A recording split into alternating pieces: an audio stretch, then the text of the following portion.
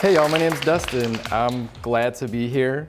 Today I'm going to present some of my work, sort of my process, and just some of the things that led into doing the kind of work that I do. And maybe you'll have some takeaways that sit with you well. As Remick mentioned, artist, teacher, yada, yada, yada. Like a lot of this you can find in my bio on my website. I'm a graduate of Michigan State University. Before that, I went to a community college to knock out all my general ed studies, take a bunch of art classes that were far cheaper, or I should say more affordable than Michigan State University. As I put myself through college, community college was a saving grace. Some things that my website won't mention, it's not going to tell you my Enneagram type, which is like a 4 or 5. I'm an individualist investigator, right? So I like to research, prepare, plan, kind of like think through ideas before I execute them. And then also, I'm sensitive, I'm a creative, I'm moody, I'm inspired by the beauty of life and all of these things. So I think it's kind of a fun fit. It works for me, I'll say that. And according to EnneagramInstitute.com, I often feel exempt from ordinary ways of living. And reading that, I was like, you know what? That's true. That's like really true. And being in a room full of creatives, like I have this sense that some of y'all can relate to that feeling, and it actually gives me a little bit of comfort. Like I feel like we're kind of in this together. Something else that my bio mentions on my website was that I was raised by a single mom, right? But my website doesn't share with you. And this is something that she mentioned to me yesterday. She said she used to iron our clothes like every morning before school because there's this stigma of kiddos, single moms, and that they're going to be trouble, essentially. So she wanted to like make sure we were presentable and clean. And then she talked to all of our teachers, and she would let them know like they're coming from the circumstance, true. But like, don't let up on them. Show them no pity. They don't need that. And hearing that yesterday, I was like, man, like, she never told me that, but all of these memories came back. Like, I remember I used to tuck my shirt in every single day, part my hair for like years, just like present like a little man in elementary and middle school, right? And that was like mom's doing. Like we had to show up in a certain way. That was her looking out for us. And she also just established really high expectations. And she made no excuses for us, which I think benefited us in the long run. A couple things I want to point out in this picture. So obviously this is my mom and us. There's also a fur coat here. And looking at this picture, like this is of our first little apartment that my mom got for us. And I have a feeling like we didn't even have a couch, but my mom had this fur coat. Why would she have a fur coat? It's the 1980s, and she had to look good. Seeing that, I was just like, man, like my mom was way back then, she was like stunting on people. And she had this like creative draw and just had to show up and kind of show out. So yeah, that's Mama Bear right there. Couple other things I'll say about her. She was a massive risk taker. So she escaped an abusive marriage with us, right? That's a huge risk during that time. And she did it with like hardly any money to her name. She had enough money to rent that apartment for the first month, right? That's like a massive risk. I can't, this stage of my life, I can't imagine doing that. That's risky. Also, she had this creative vision of becoming an interior designer. And her parents didn't necessarily support that because it was more a creative field. So she lied to them. Like going to night school, she told them that she was studying engineering because that was like something her parents could understand. And she lied to them for years, right? And it took her a long time to finally graduate. Just before graduating, she launched her interior design business, right? And it was soon to be wildly successful. And her parents would send her these job openings like, hey, here's something that you're way overqualified for. And she'd get it and just kind of look at her parents like, what do you think I do? Like, this is insulting. And finally, a project of hers was published in a big design magazine, and she showed it to her parents. And she said, hey, y'all, this is what I do. And they looked at her and they're like, okay, we see you. We see you. And luckily, I feel like my mom has always seen me, which is just a massive benefit to me, and especially being a creative. I think we're special types, and we need some protection and some support. And my mom was able to offer that to me early on. So I became a certified art teacher because I thought I could have this direct effect on young people and essentially have them go out and tackle societal ills in creative ways. So in my head, becoming a teacher was kind of a mix between like being an artist and a social worker in a certain way. And I'm not a social worker, I'm not trying to claim that, but that's kind of how I saw it when I got into art education. So my first art gig that's worth mentioning was out in Portland, Oregon. I was working at the alternative school. Like, people didn't know what to do with our school.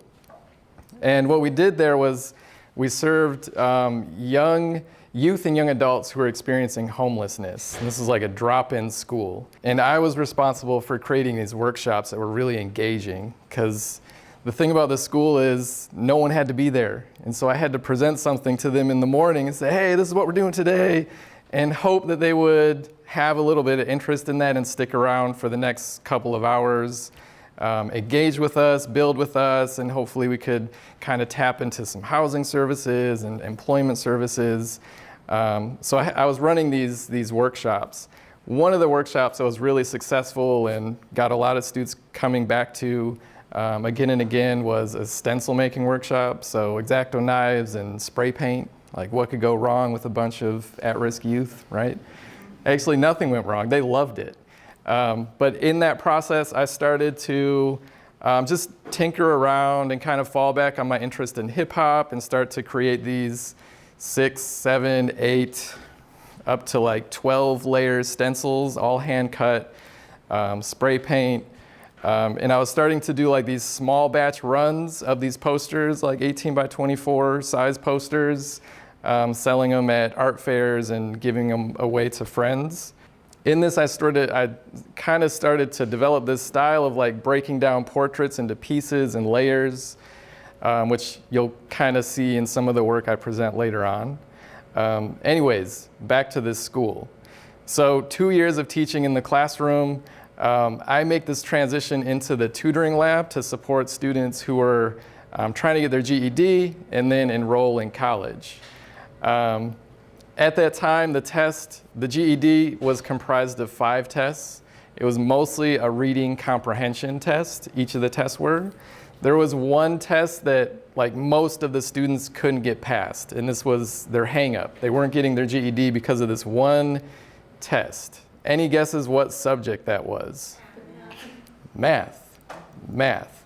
So I restructured the tutoring lab, like built out the math resources, got some volunteers oriented to this new way of approaching the tutoring lab.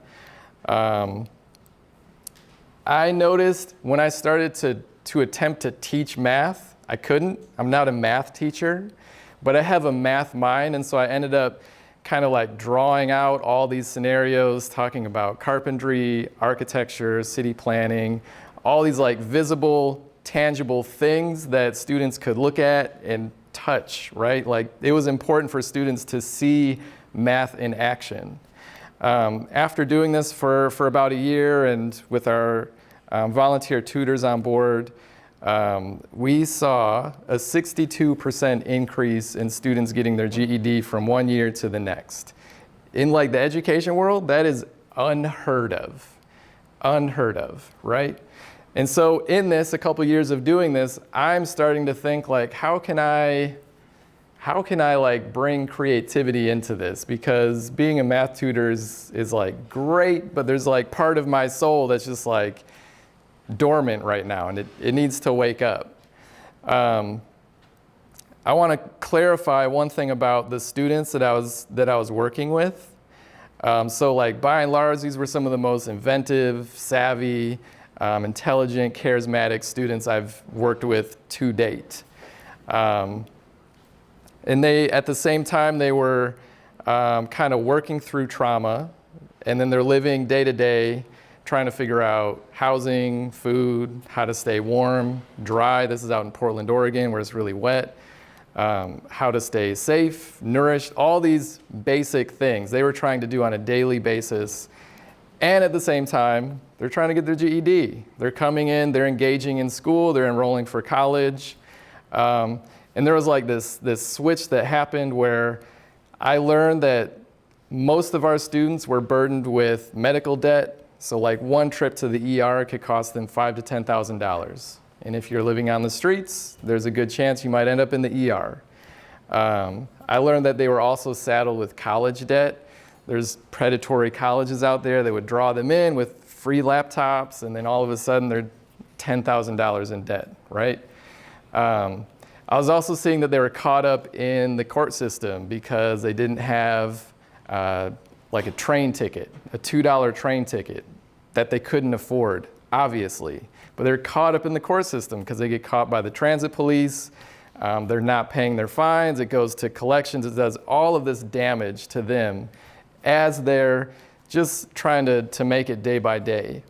One of my students came in one day. He's in pursuit of getting his GED. He came in the afternoon, so I said, "Hey, what's up? Where were you this morning?" He's like, "Oh, I had community service." And I was like, "Oh, really?" I was like, what do they have you do?" He's like, "I got to pick up trash." And I was like, "Wait a minute, like, you're a young person. It's Wednesday, like Wednesday morning. Why are you picking up trash? This is court mandated, right? For not paying tickets, for getting caught up in collections." And so I'm like continuing to think about this idea of somehow teaching math concepts, somehow having a creative component to it, which in the end turns out to be large-scale murals, and then also embed like this community service element, so students are providing a service to the community that just feels better to them. There's learning happening. The students are involved in the planning and execution of the murals. A lot of times they're actually in the murals. So there's this idea of service also embedded into this idea. This is just an idea at this point. And at this time, this was like the seedlings of Muralmatics. It was planted in Portland, Oregon. As I go through this, I kind of realize, like, I think some of the ingenuity of the students I was working with, like, helped bring me to this moment of having this idea, which I'm able to carry out in lots of fun ways nowadays. All right, so after a couple years of that, I moved back to Michigan. I kind of call up some friends, try to get into some youth spaces, and I launched some pilot projects. Pilot projects are great because here's the thing, like, this was just an idea living in my head. I didn't know what would happen if I did it, and I had to figure out a whole lot of logistical things.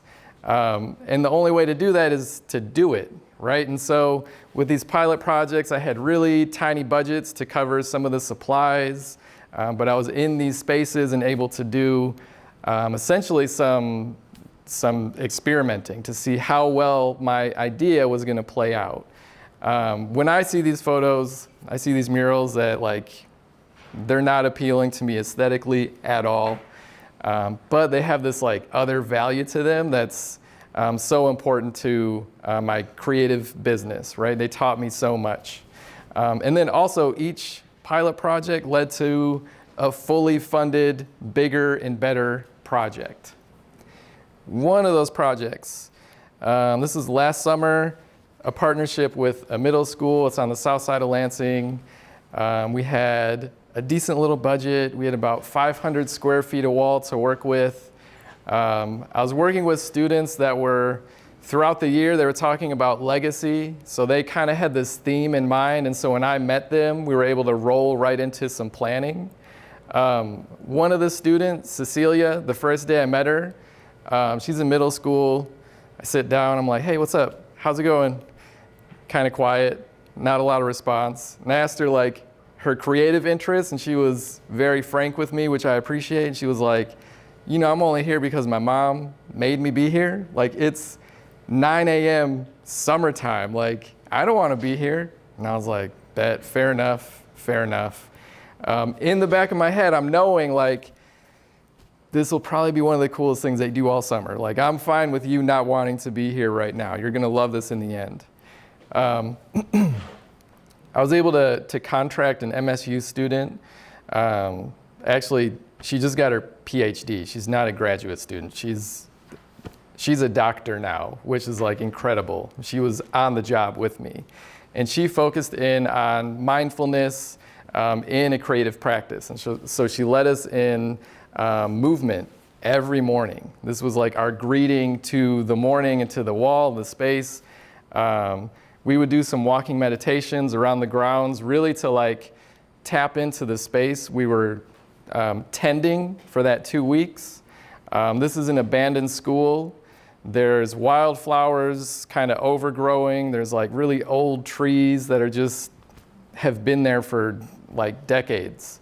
It's a really like magical spot in the city. When you're there, it's really quiet except for the sound of nature. So it's really nice. We were getting tapped into that every day. We had some brainstorming sessions, and I should have anticipated this, but a lot of the students started talking about loss. So this is last summer. This is the first in-person learning that they've done. And they started thinking about symbols and like trinkets that they associated with people that they've lost. And so we started to figure out ways to incorporate those into the final design. On the first day of like on site, so we have the design ready to go. This is the first day pulling up to this building. I hand them leaf blowers and rakes and brooms and loppers and all of these things. And I say like, it's our job to tend to the site. We got to clean up. And they're like, all right. And I was like, whoa, like that's a lot of enthusiasm. I just told you to clean. Like if I did this in the first day of school in like a typical middle school classroom, y'all would not be down with cleaning. But this is like a certain sort of learner that's exempt from this traditional way of schooling, right? There's something special happening out here in this lot, abandoned by nature, or surrounded by nature, I should say. So the project was really sweet. Went through a bunch of tutorials, spray painting tutorials, got them priming, like did all the things to make a mural. And they had a really good time. And towards the end, Cecilia, she's like stepping back to this one spot she's been stepping to every day at the end of the day. She's been taking progress shots. So she has like the perfect time lapse of this mural. And she was like, hey, if y'all do this again, let me know. And I was like, see, I knew it. Like, coolest thing you did all summer, and you want to come back and do more. I knew it. Okay, before I go ahead, I want to go back a little bit to one of my main influences in doing what I do. And this is all about graffiti. And when I was younger, I lived in a place where there wasn't graffiti around me. Like I didn't actually see it around me. But this is like little middle school Dustin. I get home to our apartment and there's a book of Los Angeles graffiti on the dining room table. And I was like, hold up, like what, where is this from? Like what planet is this from? It didn't make a lot of sense, but right away flipping through, I was like, all right, the colors, the compositions, the movement, like, wow, they're doing this outside. What kind of paint is that? Like my brain just started going and it was kind of like a wrap from that point on. So in high school, I started dabbling in graffiti. I lived close to Detroit, started exploring Detroit. and hip hop shows and raves and train yards, like kind of all these like subcultures of this movement back at that time. Started sketching, started scoping out spots, trying to like figure out all the logistics into painting illegally, which was very exciting. And then I started, actually let me show this slide. So this isn't my graffiti, this is just Detroit. Like I kind of trained my brain to look for these places where you could like physically reach. And sometimes that was a ladder. Sometimes you had a friend hoist you up. Sometimes you had to kind of figure out a back way to get to a train yard, to get on some tracks, to get to an overpass. Like it's like kind of like figuring out this maze in a city to really start making marks. I'm looking in alleyways, utility boxes. It's like a switch went off, and I can't unsee all of these spots with potential for graffiti. Like even now, I haven't painted in a while, but I can't turn the switch off. It's always there, it's always on. So I started painting, sketching. Here's just a couple photos from a train yard. This is like just before affordable digital cameras. So like all we had was disposable cameras. And I have like actual pictures in a storage unit somewhere. I'm not even sure where they are. So there isn't a lot of, this is also evidence of stuff that I've done that is illegal. So I don't like share this a lot because it's just from that era of graffiti. Like I'm kind of also trained to be a little bit paranoid because I know of friends that have gotten caught up in court cases and whatnot. But anyways, I figured out a lot of things in these usually late night adventures, right? Figured out how to paint large, fast, how to sort of hide from headlights and street lamps and people. I learned about like the direction of traffic. You become like hyper aware when you're breaking the law of like everything that's around you all of a sudden. Like every noise is like really accentuated, and every street light, headlight could be a cop, so you're always just like on guard, and there's this adrenaline rushing. And when it comes time to paint, like you're gonna paint, and if something's not working, you're gonna figure it out and you're gonna improvise because you're like committed to doing this thing. That could get you into a lot of trouble. So there's like this really interesting way of learning that's happening in these moments that I still carry with me. And for that, I'm grateful. I'm really grateful I found a way to incorporate the illegal activities that I did at one time into a way that won't lead to an arrest, and I'm able to make a bit of a living off of. It's really wonderful. Out of high school, so I got a scholarship to an art school in Detroit, and this is where like some of the questionable choices come in, and my mom's just kind of wondering like, boy, what are you doing with your life? So I would commute to Detroit every day, and I started seeing the trains laid up and just started noticing like everywhere where graffiti was. So I dropped out of art school to pursue this craft, which, yeah, we could talk about that, but we won't today. But I'll say with this, I was taking some sort of risk. And again, my mom did not understand exactly what I was doing, but she respected it. And I was like pretty drawn into the ethos and the I don't want to say lifestyle, but just the approach to graffiti. There's like a whole way about getting paint, which is also illegal, and involves, it's called racking. So you would go to like big box hardware stores. And I learned this from a young art teacher one day. And he talked about filling up entire shopping carts of spray paint with like his crew. And they would kind of hang out around the shopping cart to mask a little bit what was inside. And then they would just like hit the door running with the cart full of spray paint. And I was like, man, that's how you get paint? Great, great, okay.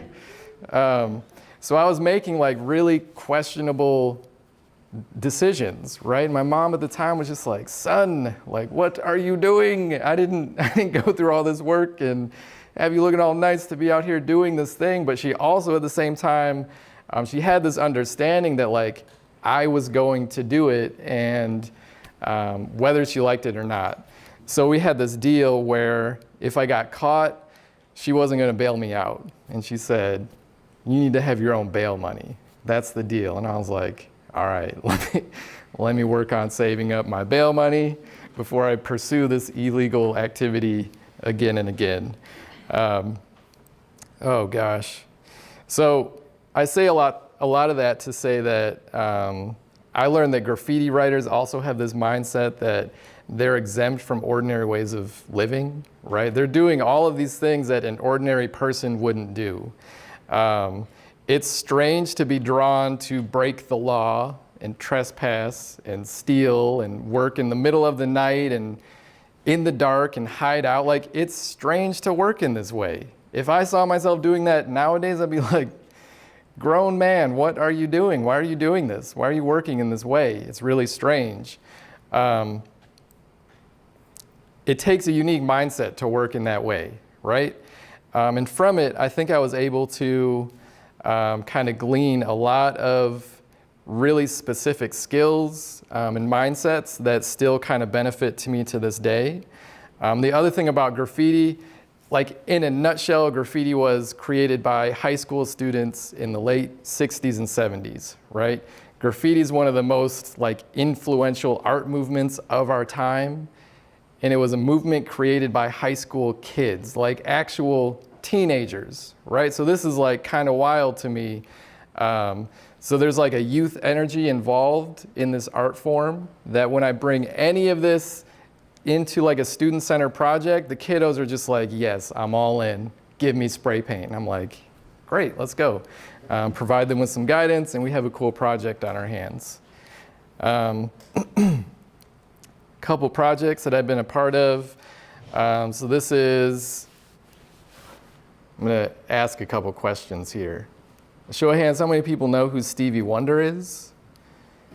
Okay, that's a good enough number of hands. Where did Stevie Wonder, like what city was he in middle school and high school? Detroit, right? He's often associated with Detroit. Stevie Wonder's blind. I think most of us know that. There's one school for the blind in the state of Michigan when he was in middle school and high school. It's in Lansing, Michigan. If you're in Lansing, Michigan, you would never know that Stevie Wonder was there. There's like nothing to mark his time there, right? So I had this chance to do a tribute wall, and I was looking through one of his successful albums. I mean, he's like famous at this point. In the liner notes, he says he wanted to thank all the teachers and the staff, past, present, future, at School for the Blind. And I was like, man, this guy's famous. And he's like still shouting out Lansing, Michigan, and all these teachers he used to work with. That's really sweet. There should be something to honor that in Lansing. And so I created this. Another thing that I do as a public artist, I try to avoid getting sued. And so I was looking at a photo of actual Stevie Wonder that I don't have the rights to. I don't have permission to use it. And so I reached out to some friends. They have some really photogenic kiddos, and they're also really cool kids. So this is actually a picture of Royal Rhythm Brooks. That's like his born name. Really cool kid. Set him up with some headphones, some glasses, got him posing in a certain way, took a shot. And so another thing that this mural does, it's actually depicting a youth of the neighborhood. So this is a Lansing kiddo who's 15 feet tall up on a wall, and it's also sort of a tribute to Stevie Wonder's time in Lansing, Michigan. Some unintended takeaways from this mural. So a couple months ago, someone from a filmmaker who's working with PBS hit me up and said, hey, I'm doing this little short doc about a family of organizers that's been in Lansing for 4 generations, involved in politics and community service and organizing. And I saw your mural, and I was wondering if we could shoot some footage. And I'm like, great. Yes, like PBS, documentary, this sounds like an amazing story, let's go for it. So we shot for that a couple weeks ago, and then, I don't know, fingers crossed, they'll include the footage of this mural, and if I'm in it, cool. If I'm not, also cool. It sounds like a really cool project. But working in this like public domain, some of these opportunities pop up that just you wouldn't always anticipate, which is kind of sweet. One of my major goals when I started Muralmatics, when I envisioned like the biggest possibility for it, I thought it'd be cool if like if we pulled up to a legit mural festival, like a team of young folks, and we got a wall, and so the kiddos were part of the festival. And that hasn't happened yet, but instead I co-founded and directed a whole citywide mural festival where we had like a full budget, a legit budget to pay people, and we brought in artists from all over. We brought in Birdcap, Royal Dog, we brought in Max Sansing from Chicago, Scent Rock from Chicago, some Detroit artists, just like a heavy-hitting lineup of some of the most prominent street artists came into Lansing. And they were actually tasked with painting in just how they would.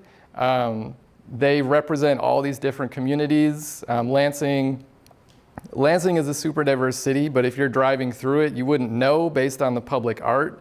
And so part of our goal was to actually reflect different people and cultures that represent Lansing citizens. And so this project was highly successful, and I could talk about it all day, but I won't. I'll just move on to another slide. So this is a mural of a really good friend of mine, and I just want you all to notice this wall real quick. So this wall was offered up to me, and when I saw it, I'm seeing a door, a light, like way too many utility boxes, redundant signage. Like we get it's a one-way alley. Like we don't need that many signs. All sorts of pipes and cords. And I was like, all right, if this is what I'm working with, my goal is to make it look better than it does right now. In the content, the subject is a dear friend of mine. We were having conversations summer of 2020 around race and discrimination, and I asked if I could paint her and if she had a word that she wanted associated with her portrait. So it was like just kind of a cool way to celebrate my friend, born and raised in Lansing, and just add this really nice pop of color. This was the first project where I hired a photographer. I know some really good photographers in Lansing, and I asked if one could come out and document like the reaction of my friend, and she got really amazing photos. And these photos ended up getting a lot of traction. They're shared all over. And I got multiple jobs just based off this one project, and really it came down to having really good photographs. And so every project here on out, I work with a photographer to capture the process and the final results, because it's really beneficial to my business and getting more projects. Have y'all heard of Grand Rapids, Michigan? Right, so Grand Rapids, like, they have money. This is an affluent city. There's also like pockets of Grand Rapids where you're driving through and you're kind of wondering like, why don't y'all have the same money as other parts of Grand Rapids? So there's this neighborhood that's kind of one of those neighborhoods. It's called Hartside. And it just has this rich history in terms of organizing, in terms of culture, in terms of Black culture. It's very rich in Hartside. In the community, they put together this panel of actual members that live in Hartside to select 5 artists to depict like very specific narratives of Hartside activists, musicians, and histories.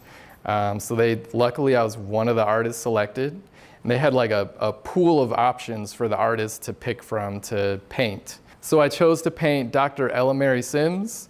She's a lifelong advocate and activist in Grand Rapids who helped establish equitable, fair housing. And she just had just generations of people have benefited off of her work. This was a fun mural in that I was actually painting a residential building that folks had been talking about and requesting for years and years to get some kind of color and art up on the building. So every day folks would come out and they were just like super appreciative, which is always really nice. And the unintended takeaways from this wall right here, there ended up being a really nice family reunion that like had to happen. There was like a lot of beef in this family. There were fractions of the family that hadn't talked in a while, and there were like just a lot of tension and strife. And then when this was painted, it kind of opened up these conversations, and folks like flew in from Atlanta, California, came in from Chicago, and it was like a legit family reunion. And folks were like kind of squashing the beef and meeting up for the first time in years. And I was like, wow, I didn't see this coming, and this is amazing. Another unintended takeaway, there's a women's history organization in Grand Rapids, and they saw this. And this is probably the only depiction of Dr. Ella Sims in all of Grand Rapids. And so they said, well, let's include her into this whole database of other women's history. They're renaming the 2 blocks of like street that are around this mural to honor Dr. Ella Mary Sims. Like none of this was planned. Again, it's just like really cool to see how things can kind of unfold once public art is in a space. All right, last mural I'm gonna show y'all, and this kind of comes full circle. So this is on the east side of Detroit, the city I used to go to vandalize. This wall I had permission. I got paid really well to paint this wall. The Michigan Health Department, this is like, when I say this out loud, it doesn't make a whole lot of sense, but the Michigan Health Department put out a call for mural artists. They wanted artists with some experience with either like active addiction or recovery. And I was like, well, that's a very unique demographic. And I happen to come from a household that was full of addicts and people in recovery. So I have some experience specific to this call. And my idea was to depict like a 12-step meeting, which is a peer-led support group, folks talking and sharing, really just listening to one another and kind of sharing their strength, experience, and hope. On one side, you have a book of literature with terms that are really specific to this peer-led way of supporting one another. And then there's this candle to honor and represent those still struggling and those who have passed from addiction. This was a really sweet mural. I will share this. When you're painting in public spaces, like I have this whole messy grid system that I use. And like the first day I put it up, folks, it's like they approach and you can see their face. They're like excited at first. And they're like, oh wow, like what is this person doing? And then they see the wall and they're like, damn, what are you doing? Like, what'd you just do to this wall?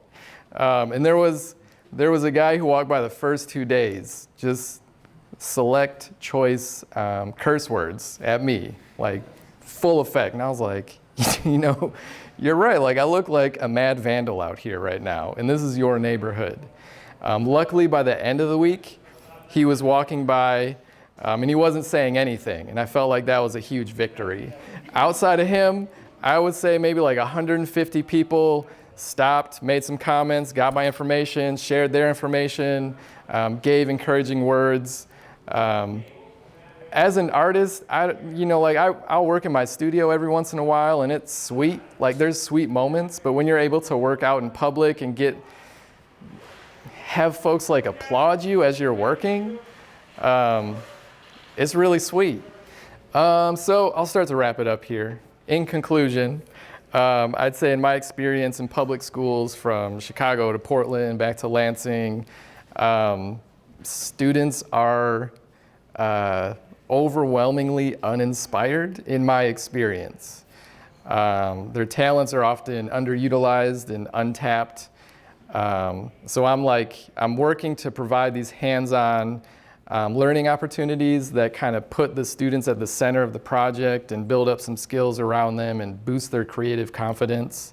And so far I've been able to do this in ways that seem to be really successful. Organizations have been calling me back. We have multiple projects lined up for a couple summers out.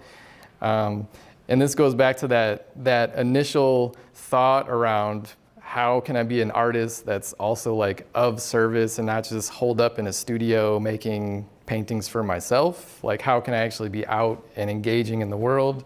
And it feels like this is kind of a cool cross between that artist, social worker, and again, I am not a social worker at all. That's a very intense job with intense skill set that I don't have. But there are elements of that kind of work that kind of seep through into this sort of work. And then, of course, I'm going to end with my mom. Yesterday's Mother's Day. So here's my mom continuing to take risks. She received her master's degree a few years ago for like this totally different subject that's not design. She got sick of working with rich clients. And she saw the way that they were spending their money. And she said, you know what? I'm just done. Like, y'all are silly with your money. Let me get out here and do something more impactful. So now she's a chaplain at a trauma ward. So she's like meeting with families and friends of folks who are on the verge of passing, right? And she's lending support. I'm like, man, how do you do this, right? But she's that special, unique person that can be in those really intense situations and help folks process that unique experience. Yesterday we talked, and I was talking about some upcoming projects that I had. And I made mention of, like, I was just kind of reflecting on the graffiti stuff. I made mention of that, like, yeah, I was making some really wild choices when I was in my 20s. And she's like, yeah, you really were. But she was also able to reflect when she was in her 20s and some of the choices that she made, which were also risky at that time. Because right now I have a niece, she has a granddaughter who's in her 20s, kind of wilding out right now, making some risky choices. We were just kind of reminding each other, like, there wasn't a whole lot that we could tell our younger selves in our 20s. We were just kind of set on some kind of path, some kind of mission that led to a lot of discovery and creation. And so she asked me if I ever thought graffiti would have created these opportunities for me. And I was like, no, I definitely never thought of that, especially with all the adrenaline rushing through me and just the fear of being arrested. I didn't imagine that this would lead to other types of projects that can have hopefully a more meaningful impact in communities. And that's all I got for y'all.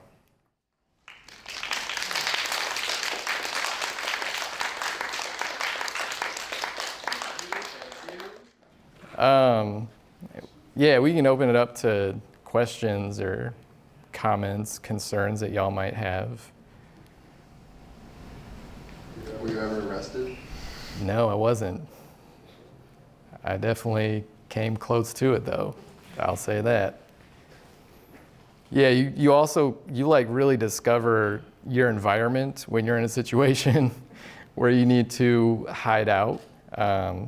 So it's just like something in the moment that happens and you discover, like, oh, here's like a little rooftop I can hop up on and maybe lay down and become invisible for the next 30 minutes.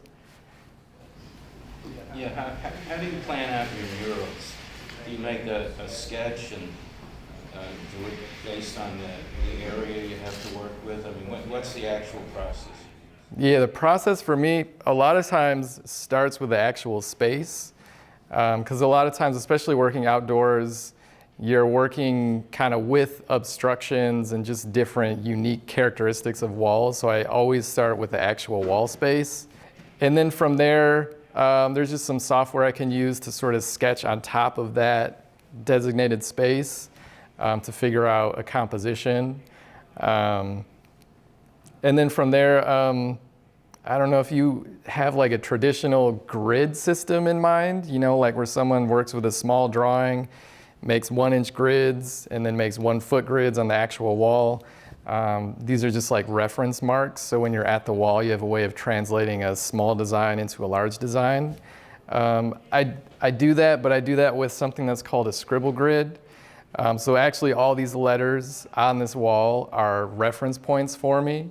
So I put my design into Photoshop, lower the opacity, so I can actually see the wall, and I can see all of these markings, and I can see my design on top of it. This Scribble Grid actually becomes my grid system, where I build everything off. I start to sketch out the design based off of these markings, and then from there I just go ahead and paint.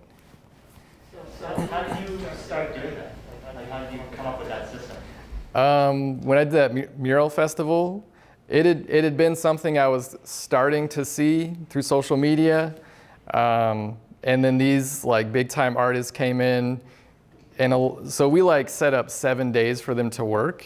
And I'd say like all of them knocked out these massive murals in 3 days. And I was like, dang, how did y'all do this? And so they shared this process of the Scribble Grid and shared different apps, and having like some experience sketching. Like I probably shouldn't say this out loud, but I don't like to draw. Like I like to like go big and like cover a lot of space, but I can draw. And so kind of hopping into this mode of sketching out based on reference points came pretty natural, and it actually like makes this setup funner than like setting up a traditional grid, which requires a couple people and time and rulers and levels and all of this stuff. This adds a lot more flexibility and speed to the process. What is your favorite complementary color to work with? That's a good question. Y'all probably notice I use a lot of like warmer colors, a lot of violets, raspberry. I love raspberries, like in general, and the color as well. That comes up quite a bit. You start to like understand different paint colors and hues and how those like last on walls. There are certain colors that fade a lot quicker outdoors, like yellows and oranges. There's more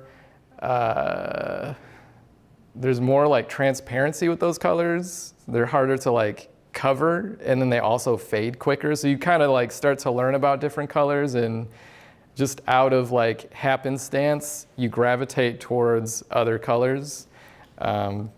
Teals and reds are fun to work with. They're close to complementary colors. Yeah, lots of colors though. Can you talk about the project you're doing here at SUNY? Just quickly about what you're doing. Yeah. So we're doing like two mini murals that are portraits. Last week we got some photos of students that we're going to incorporate into the design. For this, like one of my ideas is to actually have this other element to murals, where the murals have this, you're able to kind of tap into more of the process, and a video that's associated with the mural just through like a simple QR code. So we're also going to be working on that. There's kind of like the front facing of the mural, which is student portraits. And then there's going to be this media element, which is video, audio, that I'm having the students design and drive to be like the flip side or the B side of the mural. Yeah, and it's with the Drawing 2 class. Like I'm working in their class time, but there's also some additional like open studio hours. If y'all wanted to shoot me a quick email, I could get you those hours, share the document with you so you can pop into some of the open studio hours. Yeah, that's what I'll be doing while I'm here.